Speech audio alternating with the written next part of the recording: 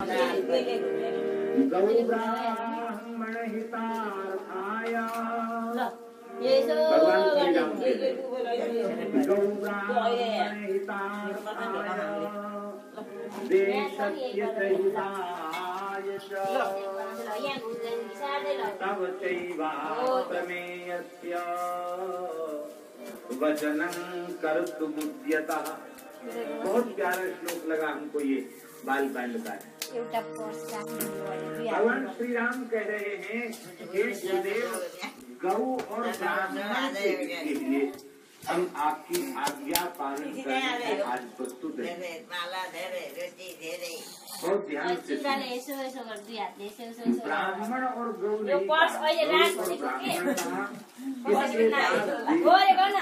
पहले गाय फिर ब्राह्मण और उसके बाद ये बहुत विचारणीय बिंदु है। गाय के हित से ही ब्राह्मण का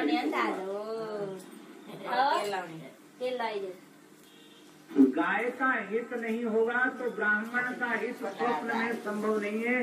आप लाख प्रयत्न कर लो और खूब बड़े बड़े संगठन बना लो, अखिल विश्वस्तरीय सभाएं बना लो, संगठन बना लो, जब तक गाय की रक्षा नहीं होगी तब तक ब्राह्मण का हित होने वाला नहीं है। हम गौ माता की सन्निधि में घोषणा कर रहे हैं,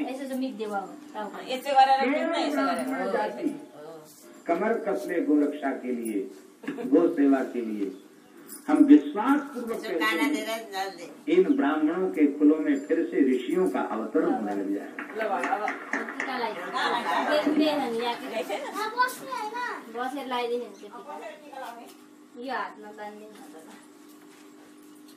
एक महानुभाव बता रहे थे कि 4 करोड़ ब्राह्मण, हमें पता नहीं पर किसी गिनती के अनुसार वो बता रहे थे 4 करोड़ ब्राह्मण हैं। बहुत अच्छी बात है, इतनी बड़ी संख्या में ब्राह्मण जाति इस धरती पर है, ये परम सौभाग्य की बात है। पर हम अति विनम्रता पूर्वक निवेदन कर रहे हैं, किसी वर्ग विशेष को पीड़ा पहुंचाने के लिए नहीं कह रहे हैं। हम स्वयं ब्राह्मणों के सेवक हैं, भक्त हैं, ब्राह्मणों के विरोधी नहीं है। ये शरीर ही किसी कुल में ही पैदा हुआ है। निवेदन की बात ये 4 करोड़ में जिनमें ब्रह्मत्व की प्रतिष्ठा हो, ब्रह्मर्षित्व की प्रतिष्ठा हो, ऋषित्व की प्रतिष्ठा हो, शास्त्र के अनुसार, श्रुति स्मृति के अनुसार जिन्हें हम ब्राह्मण कह सकें, ऐसे ब्राह्मण 4 करोड़ में कितने होंगे?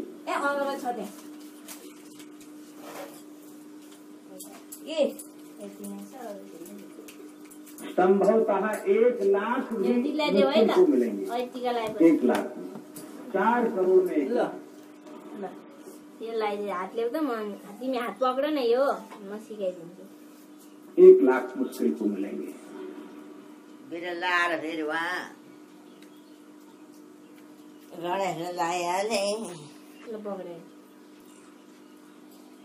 ब्राह्मण का शरीर केवल ब्रह्म विद्या की प्राप्ति के लिए, मुक्त होने के लिए अंतिम शरीर है। उस शरीर के बाद दूसरा कोई शरीर ही नहीं। उस शरीर में जाने के बाद दूसरा शरीर लेना पड़ता है, इससे बड़ा दुर्भाग्य और कोई दूसरा नहीं। मानव मात्र का शरीर संसार चक्र से छूटने के लिए मिला है, तो ब्राह्मण का शरीर तो अंतिम शरीर है। आज विप्र धर्म की जिनमें प्रतिष्ठा हो, ऐसे खोजना बहुत कठिनाई से मिलेंगे।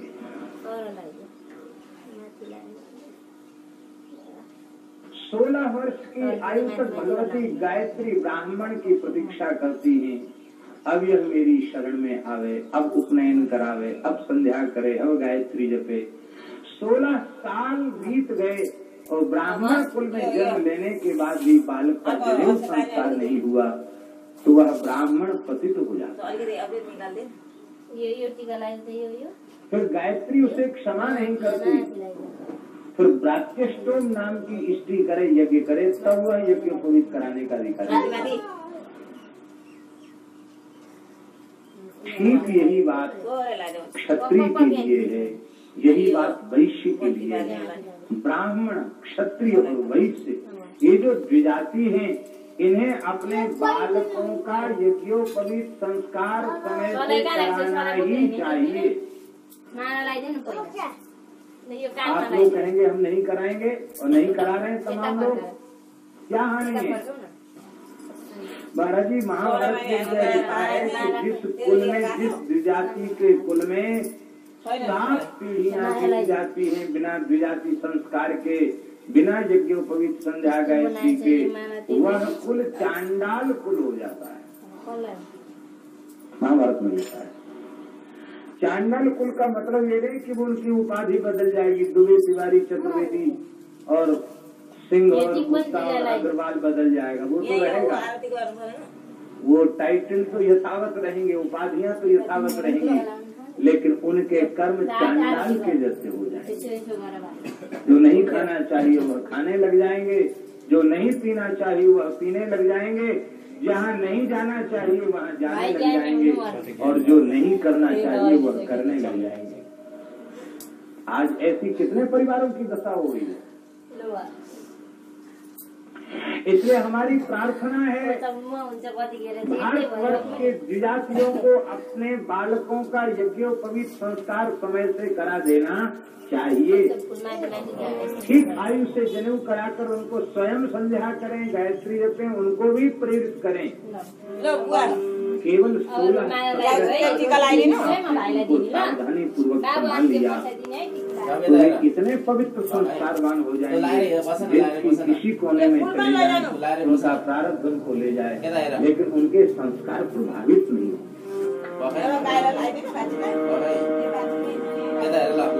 आज 4 करोड़ ब्राह्मणों में भी 1 लाख ब्राह्मण मिलना मुश्किल है।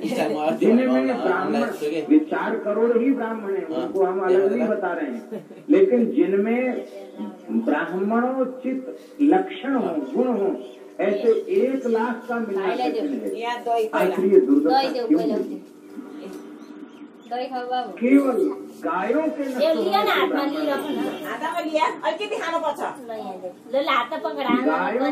होने से ब्राह्मण इसलिए गायों के सुरक्षित होने से और ब्राह्मण के सुरक्षित होने से सारा समाज सुरक्षित हो जाएगा, संपूर्ण मानव जाति सुरक्षित हो जाएगी, सारी धरित्री सुरक्षित हो जाएगी। पर ये होगा तभी जब ब्राह्मण सुरक्षित होगा।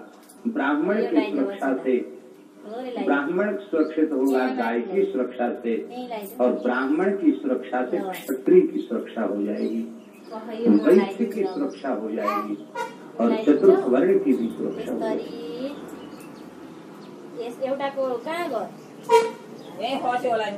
हम बहुत भावपूर्वक निवेदन कर रहे हैं, वर्णाश्रम व्यवस्था ऋषियों के द्वारा, भगवान वेद के द्वारा बनाई गई अत्यंत महत्वपूर्ण व्यवस्था है।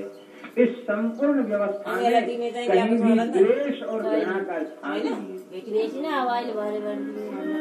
पूर्ण विवेक मूलक है। उन वर्णों में जन्म लेने के जन्म लेने में उनके जन्मांतर ये संस्कार फिर ये खड़ा हो गया। देश का वातावरण कैसे उसका मूल कारण है समाज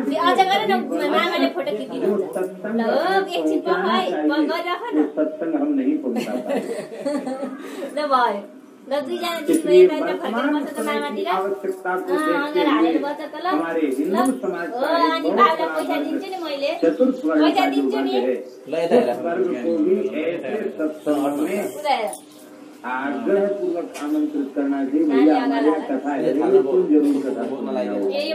इलाज की जरूरत किसको है? जो बीमार ज्यादा है उसको इलाज की जरूरत है।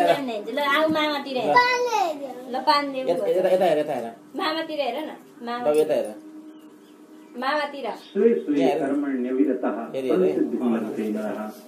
भगवान ने जिसे जिस वर्ण में जिस आश्रम में व्यवस्थित किया है उसके अनुरूप स्वधर्म का पालन करते हुए सभी को आत्मकल्याण का भगवत प्राप्ति तो भगवान के प्रिय क्योंकि सब भगवान के ही उत्पन्न किए गए। इस धरती के जो 7 सुदृढ़ स्तंभ हैं जिनके ऊपर ये पृथ्वी टिकी हुई है,